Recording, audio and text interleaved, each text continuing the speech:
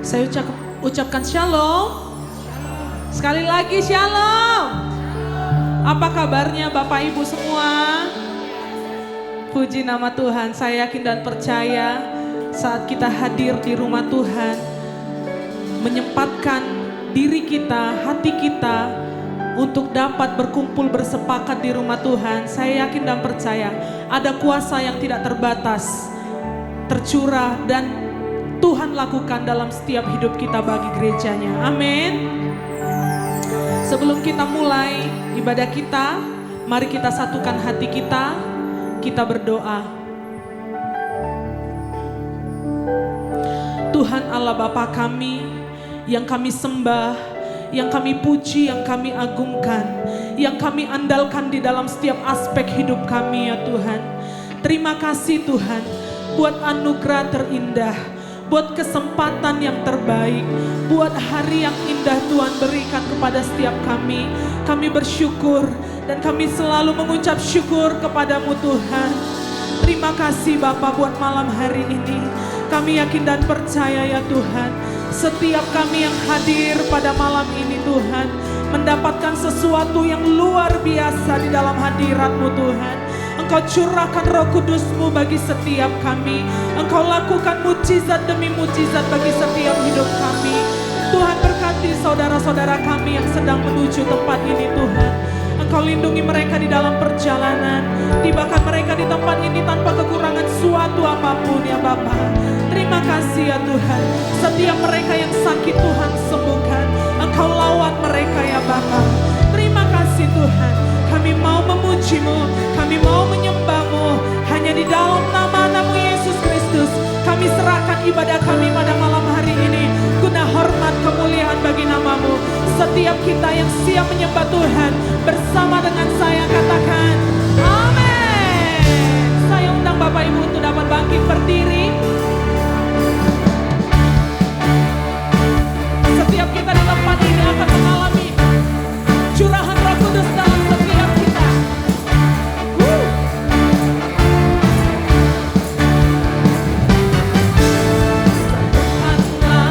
Roh kami ya Tuhan,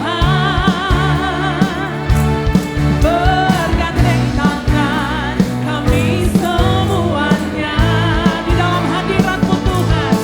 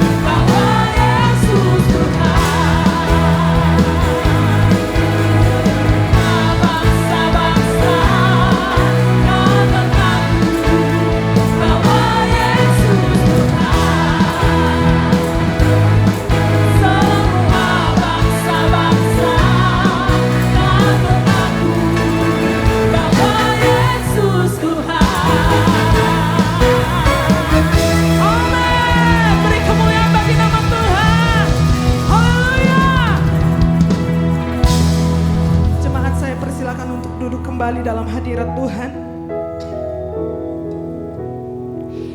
Terima kasih ya Tuhan. Kami rindu hadirat-Mu Tuhan. Kami rindu Roh-Mu bekerja atas setiap kami ya Tuhan. Malam hari ini, biar hadirat-Mu Roh Kudus-Mu tercurah bagi kami ya Tuhan. Kami rindu curahan Roh Kudus-Mu turun atas setiap kami, mengalir atas kami, menjamah setiap kami.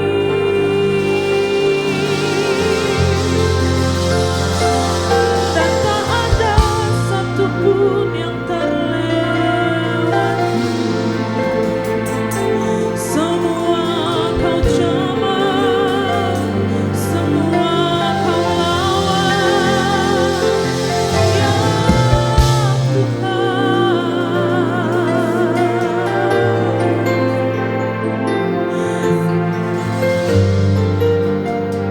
Kami bebaskan Roh-Mu bekerja dan beracara di tengah kami ya Tuhan. Lawat kami ya Tuhan. Oralabaya shikinaralabalaba. Ya ralabalaba.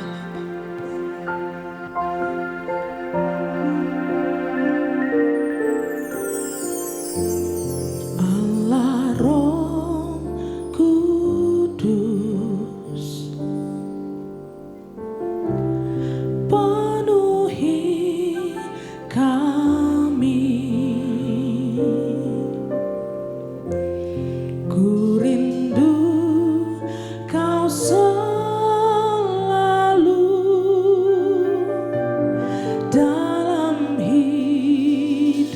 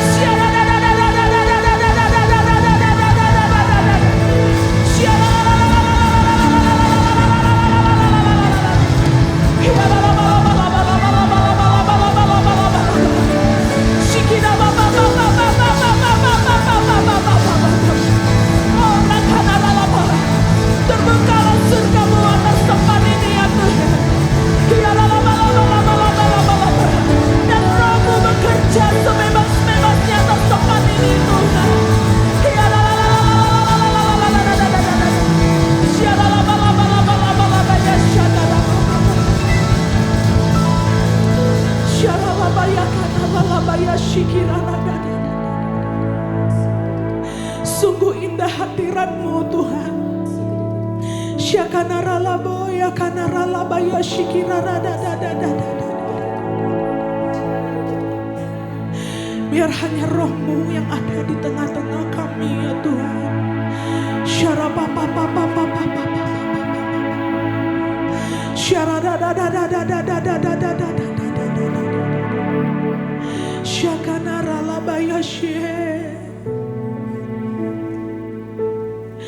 Merhembuslah Roh Kudus dengan lembut-Mu. Ya ralabaya kanaralabaya shikidadadadada. Oh ralabaya kanaralabaya syakanara. Ya Roh Kudus.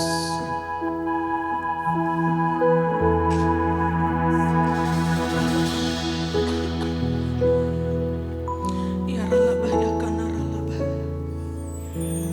Kau yang kami sembah Tuhan.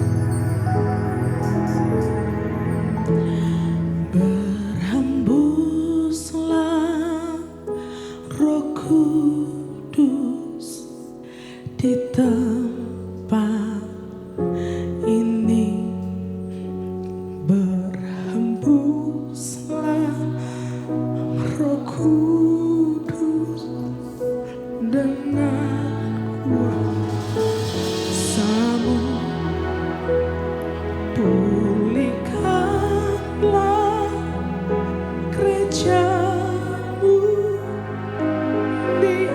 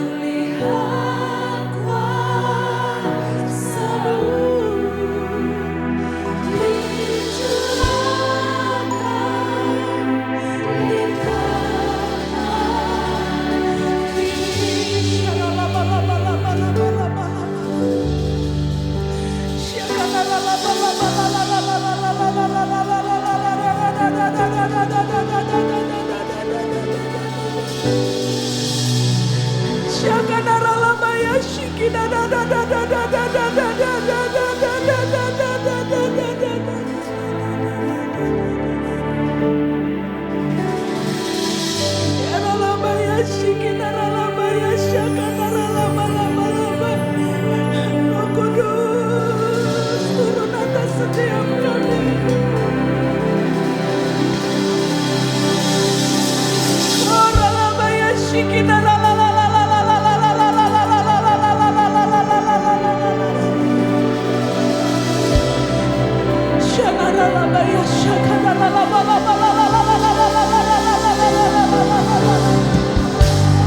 Roh Kudus yang manis, Roh Kudus yang lembut, lebih lagi curahkan. Ya Rabba ya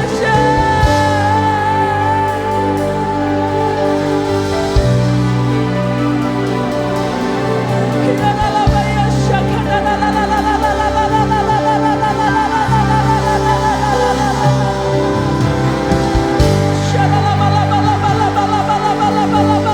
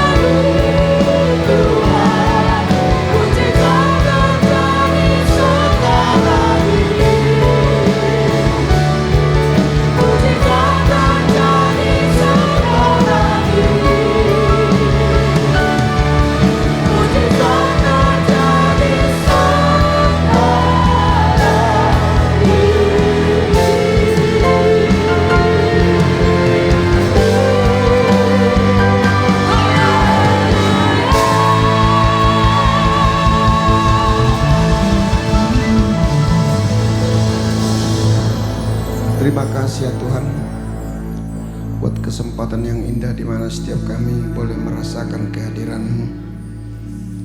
Bahkan kami boleh Tuhan memanggil nama-Mu ya Aba ya Bapa,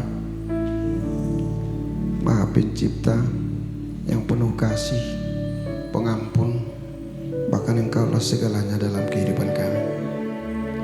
Kami butuh kehadiran-Mu di setiap saat ya Tuhan. Kami butuh penyertaan-Mu dari hari ke hari, sehingga kami boleh semakin mendapatkan sesuatu yang terbaik untuk menyempurnakan hidup kami menjadi pribadi yang berkenan di mata Tuhan. Ada banyak kekurangan dan kelemahan kami yang bahkan sering menjadi sebuah kebanggaan bagi kami. Namun saat ini kami merendahkan hati di hadapan-Mu untuk kami siap dikoreksi, siap untuk ditegur, diingatkan, sehingga kami boleh mendapatkan kesempurnaan seperti yang Tuhan inginkan dari setiap kami. Berfirmanlah Engkau Tuhan yang menjadi pengurapan lewat kebenaran firman-Mu yang akan membekali setiap hidup kami untuk boleh menuju kepada peta gambar diri Allah itu sendiri. Kami sambut kebenaran firman-Mu dengan ucapan syukur dalam nama Tuhan Yesus. Sama-sama kita katakan amin. Silakan duduk Bapak Ibu Saudara. Salam saya ucapkan bagi setiap kita, hamba-hamba Tuhan.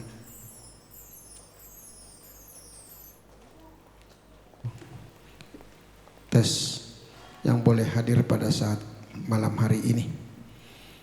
Nah, pada hari Senin yang lalu ketika kami menara doa kaum Bapa, kami sangat begitu luar biasa mendapatkan sesuatu yang baru dari Tuhan. Sesuatu yang baru bagi Tuhan dalam persekutuan kami kaum Bapa, memecahkan rekor sampai 22 orang bisa hadir, di mana pada hari-hari sebelumnya terkadang 11, 12, bahkan pernah 5 orang. Sementara kaum Bapa di sini banyak. Sementara kehadiran itu sangat begitu prihatin. Namun pada hari Senin yang lalu kami mendapatkan hal yang sama. Sehingga kenapa saya membuat suatu pesan khusus kepada kaum ibu untuk lanjutan di hari Selasa. Kiranya kaum ibu ini bisa semakin militan dalam pelayanan untuk lebih membakar persembahan kita menjadi ukupan yang berbau harum di hadapan Tuhan. Sehingga Tuhan akan mengirimkan jiwa datang di gereja kita. Kalau kita lihat dari jumlah kaum ibu di gereja ini cukup lumayan, jauh lebih banyak dari kaum bapak. Namun persentase dari kehadiran sangat begitu memprihatinkan. Saya khusus berpesan khusus bagi ibu-ibu para pelayan, tolong hadir Bu. Karena ibu-ibu juga adalah wanita.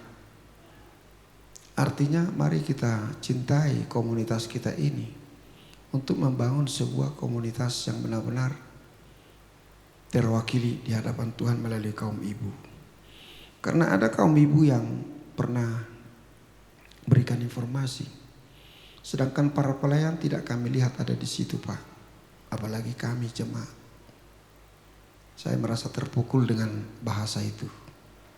Sehingga saya juga berharap supaya kita mengalami suatu terobosan di dalam menuai jiwa-jiwa yang Tuhan rancangkan dalam kehidupan kita. Nah, apa yang menjadi penyebab keadaan ini boleh terjadi? Kami dapatkan di pertemuan kaum Bapa pada hari Senin yang lalu. Itu ayat firman Tuhan yang terambil dari Wahyu 3. Ayat yang ke-14 sampai yang ke-22. Dikatakan di sana, dan tuliskanlah kepada malaikat di jemaat di Laodikia, inilah firman dari Amin, saksi yang setia dan benar, permulaan daripada ciptaan Allah.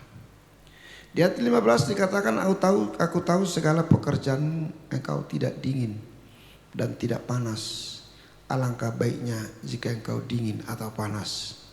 Jadi karena engkau suam-suam kuku dan tidak dingin atau panas, aku akan memuntahkan engkau dari mulutku. Suatu resiko yang sangat luar biasa yang harus ditanggung oleh setiap orang yang telah terpanggil menjadi orang yang percaya kepada Tuhan, yang ternyata kehidupannya di hadapan Tuhan masuk dalam kategori suam-suam kuku. Suam-suam kuku ini suatu bentuk rasa tidak panas dan tidak dingin. Nah, ini sering dialami oleh banyak orang. Bahkan banyak jemaat orang Kristen yang terhisap dalam gereja memiliki sikap hati yang sama. Apa kriteria daripada suam-suam kuku ini? Kekristenan yang suam-suam kuku itu, ada seorang ahli teologi pernah berkata bahwa suam-suam kuku itu adalah orang yang tidak membenci Tuhan tetapi tidak mengasihi Tuhan. Tidak membenci. Mungkin dia mengenal, tapi justru tidak ada kasih bagi Tuhan atas diri mereka. Sering saya katakan dari mimbar ini bahwa kehadiran kita di dalam setiap peribadatan kita itu dilatar belakangi bukan hanya sebatas tahu dan mengenal, tetapi justru kita dituntut untuk bisa hadir atas dasar kerinduan. Nama sihol tutuhani. Jadi kalau seseorang bersahabat tidak memiliki sebuah kerinduan, itu masuk kriteria suam-suam kuku. Saya katakan tadi bahwa dia tidak membenci Tuhan. Dia tidak membenci kekristenan. Dia tidak membenci panggilan Tuhan bagi dia sebagai orang yang percaya. Namun dia tidak mengasihi Tuhan sebagaimana yang Tuhan rindukan dari setiap dia. Sehingga hati suam-suam kuku ini adalah suatu sikap hati yang sensitif atau sentimental terhadap Tuhan. Dikatakan sentimental menurut Kamus Bahasa Indonesia yaitu memiliki atau mudah terpengaruh oleh perasaan atau memiliki sifat yang gampang menyentuh perasaan dalam konteks kepribadiannya. Nah, seseorang yang memiliki konsep hati yang sentimental ini mudah terpengaruh oleh emosi baik perasaan mereka sendiri maupun perasaan orang lain. Nah, ini menjadi kategori atau suatu bentuk kehidupan seorang Kristen di akhir zaman ini. Dan bukan hanya sedikit orang Kristen yang suam-suam kuku, tapi jauh lebih banyak orang Kristen yang suam-suam kuku ketimbang orang Kristen yang serius. Jadi kalau kita lihat di belahan benua Afrika sana, kekristenan tersebut mereka memiliki disebut gereja tanpa batas, tanpa dinding. Mereka memiliki sebuah lokasi tempat dipilihnya padang pasir yang luas. Kemudian mereka membangun tenda dan mereka beribadah, memuji, memuliakan nama Tuhan dengan ekspresi masing-masing. Sampai jutaan orang sekali ibadah. Ini suatu kekristenan yang benar-benar menyala, hangat. Nah, sampai seberapa lama keadaan ini boleh terjadi atau akan terjadi di negeri kita di Indonesia ini? Suatu hal yang sangat menyolok lagi Bapak Ibu Saudara. Peristiwa di Timur Tengah, peperangan antara Israel dengan Palestina, di mana tepi barat Sungai Jordan dan jalur Gaza menjadi objek sasaran daripada Israel dan sekutunya. Ternyata di jalur Gaza dan di Palestina ini tidak semua orang Muslim. Hampir ada 40% di sana orang Kristen. Jadi yang kena bom itu, yang dihancurkan rumahnya itu 40% orang Kristen. Yang membom orang Yahudi yang kita kenal sebagai bangsa pilihan Allah. Nah, kondisi hidup mereka di Palestina sebenarnya mereka Kristen, tapi memiliki cara atau sikap hati yang suam-suam kuku. Karena mereka hidup di tengah komunitas mayoritas Muslim. Jadi mereka tidak begitu bebas, ekspresif untuk memuji Tuhan. Tidak seperti dengan di Afrika sana. Di Afrika sana bisa habis-habisan, melompat-lompat. Bahkan dengan berbagai cara mereka memuji Tuhan tanpa ada yang membatasi. Nah, di sini letak perbedaan yang bisa kita lihat dari perkembangan kekristenan di dunia ini. Kemudian di Eropa, bahkan di benua Amerika, itu kaum ateis sangat begitu melonjak pertumbuhannya. Orang yang tidak mengakui atau menyangkal Tuhan itu bertumbuh dengan banyak, pesat.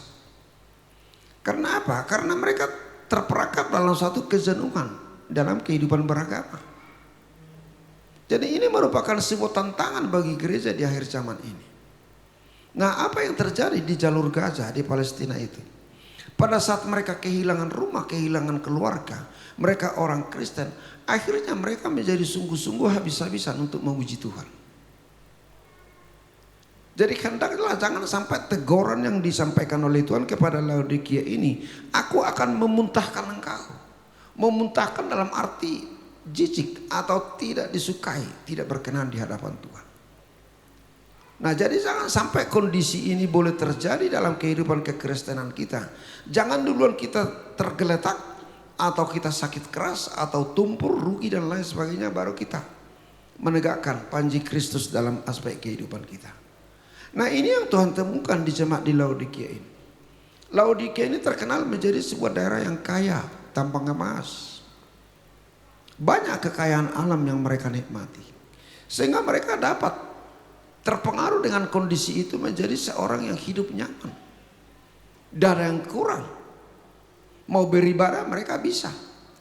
Tetapi ibadah mereka itu terkadang mungkin tidak berkenan di hadapan Tuhan. Karena mereka hanya memberikan sebahagian daripada waktu, hati dan kehidupannya untuk boleh memuji Tuhan. Bukan atas dasar kesungguhan. Nah, jadi yang Tuhan inginkan hari-hari ini adalah kesungguhan yang maksimal. Karena tanpa kesungguhan yang maksimal, kita tidak memperoleh apa-apa dalam kehidupan kekristenan kita. Artinya panggilan Tuhan bagi setiap kita adalah peta gambar diri Allah itu sendiri. Saya sudah pernah sampaikan di sini. Tanpa kita mirip dengan peta gambar diri Allah itu, jangan kita mimpi masuk dalam kerajaan surga. Jadi kemiripan identitas kita dengan Kristus itu harus dapat kita raih. Kita pertahankan sampai pada panggilan akhir Tuhan Yesus Kristus. Nah, jadi saudaraku yang dikasihi oleh Tuhan, dikatakan di sini karena engkau berkata, aku kaya dan aku telah memperkayakan diriku dan aku tidak kekurangan apa-apa. Nah, ini penilaian mereka tentang hidup mereka sebagai orang yang percaya. Tetapi di sisi lain di pandangan Tuhan dan dikatakan karena engkau tidak tahu bahwa engkau melarat dan malang, miskin, buta dan telanjang. Jadi sudut pandang yang berbeda antara jemaat di Laodikia dengan sudut pandang Tuhan terhadap mereka berbeda. Mereka nyaman, mereka mapan. Kita bisa nyaman dan mapan, tidak ada yang ganggu kita. Coba kalau kita bayangkan teman-teman kita di daerah lain diganggu, gerejanya dibakar, ditutup dan lain sebagainya. Ada suatu bentuk keprihatinan yang memotivasi mereka untuk bisa semakin sungguh beribadah. Tetapi ketika mereka mendapatkan kesungguhan itu, apakah bisa bertahan? Jadi semangat yang berapi-api, yang berkobar-kobar itu hanya bisa terjadi bagi setiap orang yang mampu keluar dari zona nyaman. Itu zona yang selama ini mungkin menjadi sebuah kenikmatan bagi kita. Nah, jadi menjadi sebuah pertanyaan, kenapa seseorang bisa mengalami suam-suam kuku? Nah, di sini dikatakan bahwa penyebab dari kondisi suam-suam kuku itu ketidakmengenalan, ketidaktahuan secara pasti tentang Tuhan yang disembah. Mungkin kita kalau ditanya orang, engkau tahu tentang Tuhan? Tahu. Engkau kenal Tuhan? Saya kenal. Tapi gambaran citra diri Allah itu sendiri, Yesus itu sendiri tidak tercermin dalam kehidupan kita. Jadi kita selama ini mungkin hidup dalam dimensi kerohanian. Kita mungkin balance atau mungkin berat sebelah antara kepentingan jasmani kita dengan kepentingan rohani.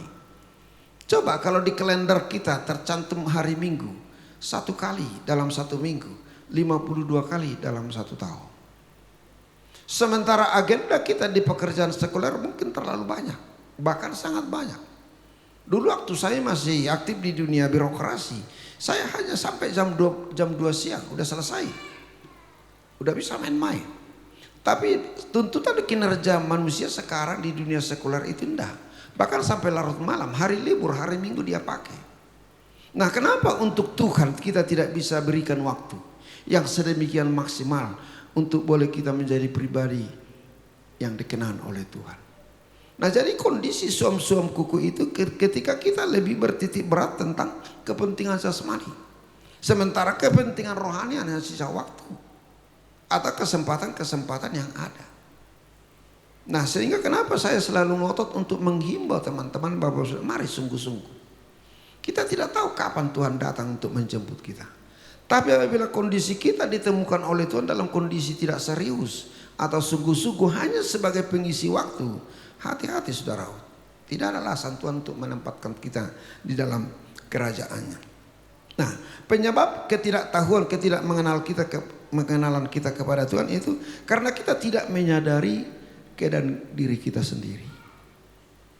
Takta boto ise hitan wai. Yang kita tahu bahwa kita adalah orang Kristen.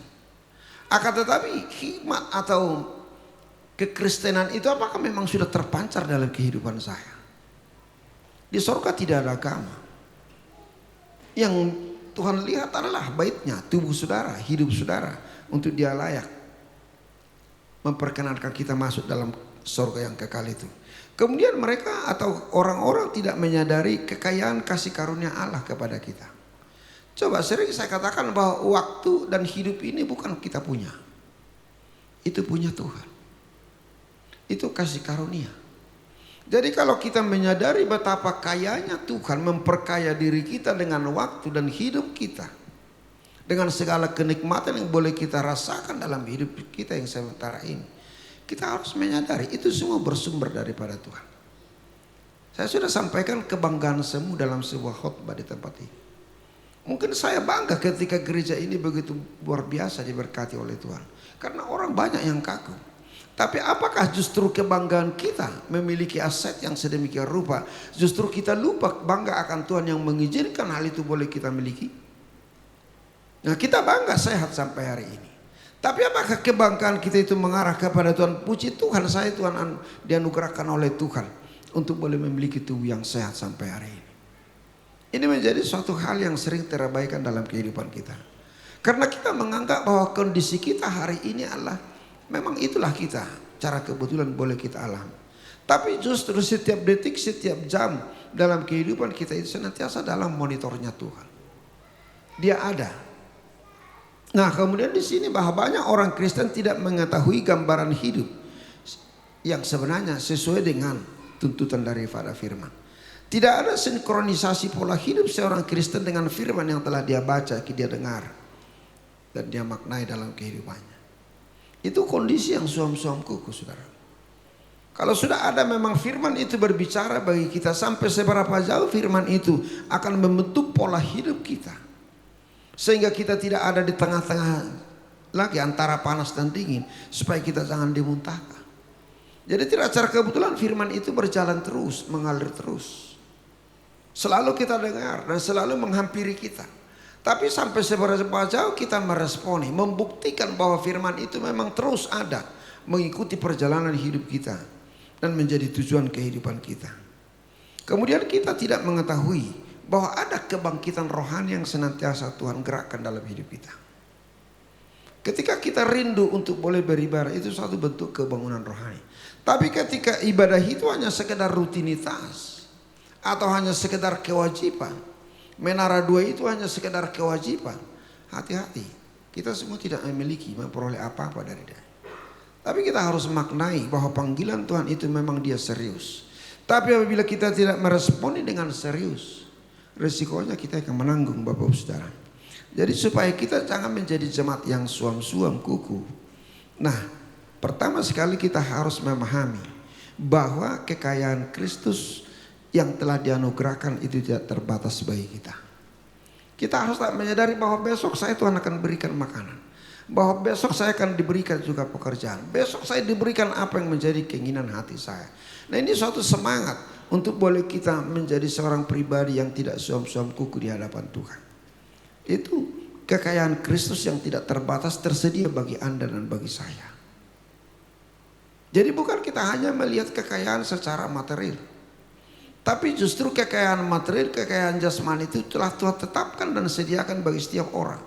Sehingga kita bangga dengan dia. Nah, kemudian kita harus mengenal Kristus secara dekat.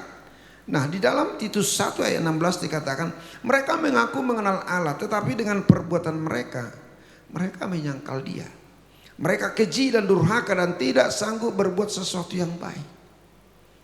Nah, bukti pengenalan kita kepada Tuhan adalah sampai seberapa jauh kita mengerti apa yang Tuhan berikan bagi kita, dan mengerti bagaimana Tuhan itu benar-benar menjadi pribadi yang sangat melekat dengan kita, sehingga kita tidak melakukan kedurhakaan, kita tidak melakukan segala sesuatu yang tidak baik.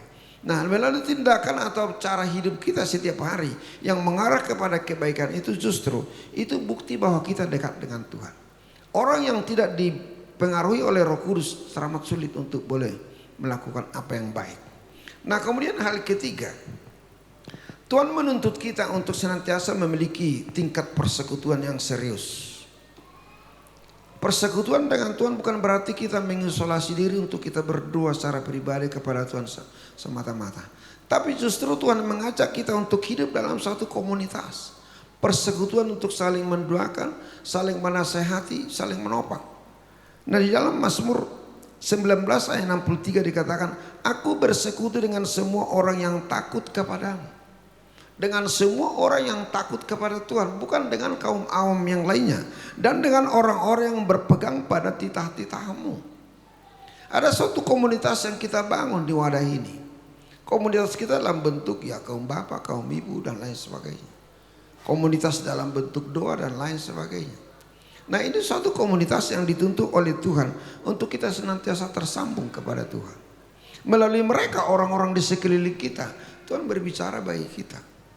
Nah, jadi saudaraku yang dikasih oleh Tuhan, untuk mendapatkan sesuatu yang terbaik dalam hubungan kita dengan Tuhan, supaya kita jangan tergolong sebagai pribadi yang suam-suam kuku, lakukan segala apa yang Tuhan sedang rencanakan dalam kehidupanmu. Akui bahwa kekayaan Tuhan itu tidak terbatas untuk memberikan, memenuhi segala apa yang menjadi keperluan kita. Kemudian dekati Tuhan semampu mungkin, untuk kita tetap boleh melihat apa yang Dia kerjakan, apa yang direncanakan, dan apa yang Dia janjikan bagi setiap kita. Kemudian kita harus membangun sebuah komunitas persekutuan, orang-orang yang benar-benar takut kepada Tuhan, yang mengerti tentang Tuhan, bahkan yang mengasihi Tuhan. Nah, ini suatu hal yang diinginkan oleh Tuhan supaya kita terpelihara menjadi sebuah pribadi atau seorang pribadi yang benar-benar tidak suam-suam kuku, saudaraku. Sehingga satu-satunya harapan bagi orang Kristen yang suam-suam kuku adalah kepedulian Kristus terhadap kita. Kepedulian Kristus. Untuk itulah Tuhan memberikan rohnya kepada setiap kita. Tak mungkin kita bisa mengasihi, mengenali, bahkan mengikut Kristus tanpa ada campur tangan roh Kristus itu sendiri dalam diri kita. Dengan hanya kondisi roh kita sendiri untuk tersambung kepada Tuhan itu tidak mungkin. Tapi justru Dia menempatkan dirinya dalam roh kita. Roh Kudus tinggal dalam tubuh kita. Itulah membuat kita memiliki alasan ketersambungan dengan roh Tuhan, sehingga kita boleh menjadi seorang pribadi yang mengubah cara hidup kita dari yang nyaman menjadi suatu semangat yang berapi-api untuk mengikut Tuhan. Sehingga saudaraku yang dikasihi oleh Tuhan, Tuhan akan selalu menegur orang yang dikasihinya. Itu ayat firman Tuhan. Jadi kalau ada teguran yang mungkin tidak langsung kepada kita, tapi kita dengar ada seseorang kena tegur, ada suatu daerah yang kena tegur, itu terpulang kepada diri kita sendiri. Peristiwa yang di sana itu justru mengingatkan saya supaya jangan saya kena dengan masalah yang sama. Sehingga saya harus melakukan satu proses perubahan hidup untuk bisa bertobat. Tidak kita hanya berkata, saya beruntung daerah kami aman, cuma daerah kalian yang kena bencana. Enggak. Tapi kita justru diingatkan, lebih prihatin dari kondisi yang terjadi di sana, bahwa memang untung Tuhan mengingatkan saya lihat peristiwa yang ada di daerah lain. Sehingga ketika peristiwa itu terjadi di daerah sana, saya menyadarkan diri, apabila keadaan yang sama menimpa kehidupan kami di daerah kami ini, maka saya telah mempersiapkan diri menjadi seorang pribadi yang benar-benar menyala dan hidup hangat di hadapan Tuhan. Jadi saudaraku yang dikasihi oleh Tuhan, kesempatan kita masih hidup, kesempatan kita masih melayani, ini adalah suatu pintu yang dibukakan oleh Tuhan untuk kita bisa mendekatkan diri dalam kondisi yang sempurna seperti yang Tuhan rencanakan. Karena di ayat 20 dikatakan, lihat aku berdiri di muka pintu dan mengetok. Jikalau ada orang yang mendengar suaraku dan membukakan pintu, aku akan masuk mendapatkannya dan aku makan bersama-sama dengan dia dan ia bersama-sama dengan aku. Tuhan senantiasa berdiri di depan pintu hati kita. Kondisi apapun yang kita alami, Dia tetap berdiri di depan pintu kita. Nah, dikatakan di sana Dia mengetuk. lewat masalah, lewat persoalan, lewat sakit penyakit, mungkin dia sedang mengetuk pintu tersebut. Nah, dikatakan jikalau ada orang yang mendengar, yang meresponi dan membuka pintu, maka aku akan masuk. Nah, jadi ini yang kita tunggu. Jadi bagaimana Tuhan itu ada tetap tinggal dalam hidup kita? Mari buka pintu hati saudara.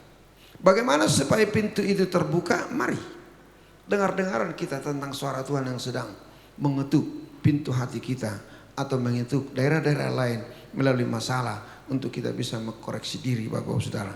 Sehingga mari Bapak Ibu, semakin sungguh-sungguhlah kita yang beribadah ini.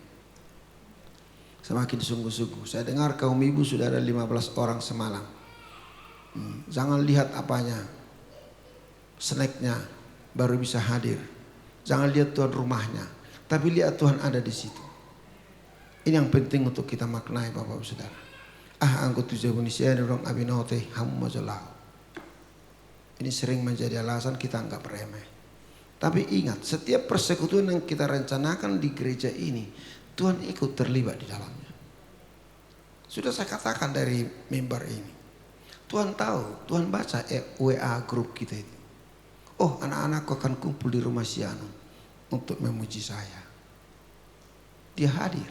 Tapi ketika dia hadir, kita tidak hadir, kita akan dimuntahkan Bapak Saudara. Nah, jadi bagaimana supaya Tuhan itu senantiasa akrab dengan kita? Mari, setiap kesempatan yang Tuhan izinkan boleh kita nikmati bersama dengan Dia, ikut serta. Nikmati. Mau gerimis, mau tidak ada kendaraan, mau apa-apa, semua itu harus kita nikmati. Jadi dalam hal ini keseriusan itu intinya yang dimintakan oleh Tuhan bagi setiap kita. Orang yang suap-suap kutu itu jauh daripada keseriusan.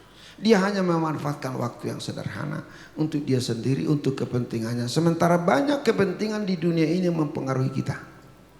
Banyak kepentingan-kepentingan secara kita jasmani. Sehingga untuk menjadi orang Kristen itu, orang yang setia kepada Tuhan, orang yang hidup di akhir zaman ini, hanya orang-orang yang memiliki komitmen setia sampai mati dalam Wahyu 2 ayat yang ke-10. Bukan dikatakan setia sampai akhir yang dulu, tapi setia sampai mati. Sampai napas ini terhenti. Karena napas ini berasal dari Dia. Sehingga mari Bapak Ibu Saudara yang dikasih oleh Tuhan, semangati dirimu. Bangun bersemam. Api itu harus terus menyala. Kalau di masa perjanjian lama itu api di bait suci itu terus menyala. Untuk bisa menyala dia persiapkan bahan bakar.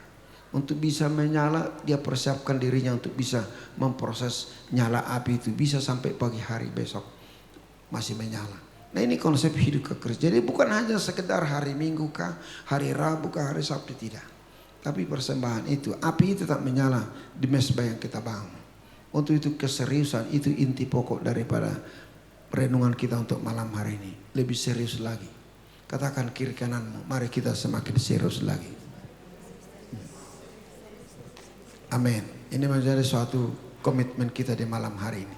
Saya percaya bahwa ketika kita semakin serius di hadapan Tuhan, Dia juga semakin serius untuk memperhatikan kita. Karena Tuhan tidak mau bertepuk sebelah tangan. Dia ingin sungguh-sungguh untuk memberikan yang terbaik dalam kehidupan kita. Saya undang kita semua bangkit berdiri. Kita berdoa. Kami bersyukur ya Tuhan malam hari ini, firman-Mu yang sangat sederhana tapi sangat penting. Untuk boleh kami sikapi bagaimana kami mengubah cara berpikir kami. Supaya kami jangan larut dengan cara berpikir manusia. Sementara Tuhan telah hadir dalam hidup kami masing-masing. Supaya kami juga memikirkan hal-hal surgawi, bahkan itu yang terutama bagi setiap kami. Janji firman-Mu, cari dahulu kerajaan Allah dan kebenarannya, maka segala sesuatu Tuhan pasti tambahkan. Jangan izinkan kami Tuhan untuk boleh percaya kepada diri kami sendiri. Tapi kami ingin percaya kepada Tuhan secara penuh, secara utuh. Sehingga segala sesuatu apa yang menjadi keinginan kami, kerinduan hati kami, itu sudah pasti ada di tangan Tuhan. Sebab Engkau Tuhan yang maha kaya. Daripada-Mu segala sesuatu yang kami miliki sampai malam hari ini. Daripada-Mu yang kami dapatkan segala sesuatu yang kami raih di tengah keluarga besar kami Tuhan. Kalaupun bisa anak-anak kami bersekolah Tuhan, itu bukan karena kuat dan gagah kami, bukan secara kebetulan, tapi Tuhan beri kesempatan anugerah bagi setiap kami Tuhan. Kalau anak-anak kami bisa berhasil dalam pekerjaannya, itu juga bukan usaha kami sebagai manusia, tapi itu adalah suatu hal yang Tuhan inginkan boleh kami miliki. Sebab Engkau kaya dan kami memiliki Tuhan kami yang kaya raya. Mampukan kami untuk boleh keluar dari kepentingan kami sebagai manusia biasa, tapi berikan kami kepentingan sorgawi lebih utama, lebih prioritas lagi untuk kami lakukan, sehingga kami menjadi pribadi yang menyenangkan hati-Mu. Tuhan, kami rindu Engkau akan menjamah setiap kami. Jamah hati kami yang paling dalam Tuhan. Bukan hanya menggunakan pikiran kami untuk boleh mengenal dan melihat Engkau, tapi di hati nurani kami Engkau benar-benar telah hadir berbicara, mengingatkan kami, menegur kami, menasihati kami, sehingga kami mau berubah Tuhan menjadi pribadi yang mengasihi Tuhan. Malam hari ini malam hari yang spesial bagi kami Tuhan, untuk kami tetap beroleh pintu-pintu yang terbuka, untuk kami boleh siap menerima kehadiran-Mu dalam hidup kami Tuhan, sehingga kami boleh dibaharui dan semakin dibaharui Tuhan. Terima kasih, sebentar kami rindu Engkau mengurapi setiap kami. Melalui hamba-Mu Tuhan, turunkan pengurapan bagi setiap kami. Kami percaya Tuhan, sesuatu hal yang mungkin selama ini belum kami dapat miliki, Tuhan akan anugerahkan untuk kami senantiasa bersyukur untuk melakukan perkara-perkara surgawi dengan kondisi fisik manusiawi yang lemah. Tapi kami adalah anak-anak Tuhan yang sanggup melakukannya, sebab Tuhan ada berpihak bagi kami. Dalam nama Tuhan Yesus Kristus, saya undang kita semua masuk ke depan.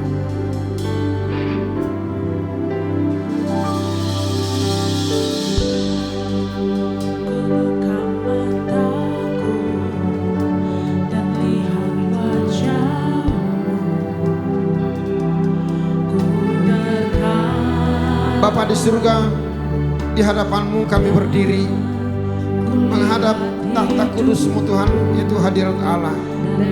Engkau berkenan Tuhan untuk semakin memberikan hikmat bagi setiap kami, untuk kami bukan hanya sekedar sebagai seorang pengikut Kristus, tapi benar-benar kami akan senantiasa melekat dan dekat dengan Engkau Tuhan. Hadirlah Engkau Tuhan lewat kuasa Roh Kudus-Mu Tuhan. Pengurapan yang maha tinggi turun pada saat malam hari ini untuk memberkati setiap hamba-Mu ini Tuhan. Berikan pikiran yang terang, yang cerdas, untuk mereka dapat mengerti dan memahami apa yang harus kami lakukan di tengah-tengah kehidupan kami sebagai manusia terbatas. Bukakan pintu-pintu berkat bagi setiap kami Tuhan, untuk kami dapat melihat betapa besarnya janji Tuhan itu boleh terjadi dalam kehidupan kami. Ingatkan kami tentang sesuatu hal yang mungkin selama ini menghalangi karya Tuhan boleh terjadi dalam kehidupan kami. Perlindungan bahkan sempurna Tuhan, menjagai hati, pikiran, jiwa dan roh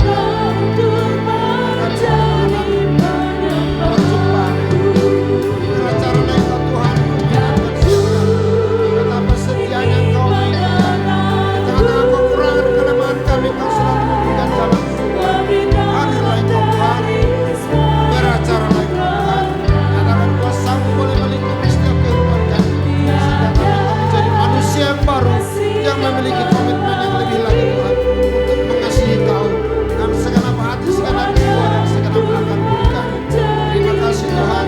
Berkenanlah Engkau Bapa di surga untuk mencurahkan Roh bagi setiap kami. Apapun yang kami lakukan, Tuhan selalu menuntun kami sehingga kami tidak lari dari pikiran-Mu Tuhan. Ingatkan kami Tuhan tentang banyak hal yang harus kami kerjakan Tuhan, supaya kami boleh Tuhan menjadi sempurna sebagaimana kehendak dalam diri kami. Ingatkan kami Tuhan untuk kami boleh berjalan dalam kebenaran. Atur seluruh hati pikiran kami untuk kami tak boleh melakukannya dengan baik Tuhan. Katakan kuasa-Mu untuk memberikan sesuatu yang terbaik dan terbaru lewat kuasa Roh Kudus yang bekerja dalam diri kami Tuhan. Terima kasih Bapa di surga. Kami serahkan seluruh hidup kami ke dalam tangan. Pengurapan-Mu turun bagi setiap hamba-Mu ini Tuhan. Nyatakan kasih panggilan untuk senantiasa mengubah cara berpikir kami, untuk kami menjadi sepeta segambar dengan Engkau, untuk mendapatkan panggilan surgawi dalam kekekalan. Karena itulah tujuan-Mu, sehingga Kau datang Tuhan untuk menyelamatkan dan menolong kami. Terima kasih Bapa di surga. Kami serahkan seluruh hidup kami ke dalam tangan. Nyatakan kasih dan panggilan-Mu Tuhan untuk termeterai di hati kami setiap pribadi, sehingga kami bukan hanya sekedar Tuhan boleh menjadi orang yang berdosa, tapi keyakinan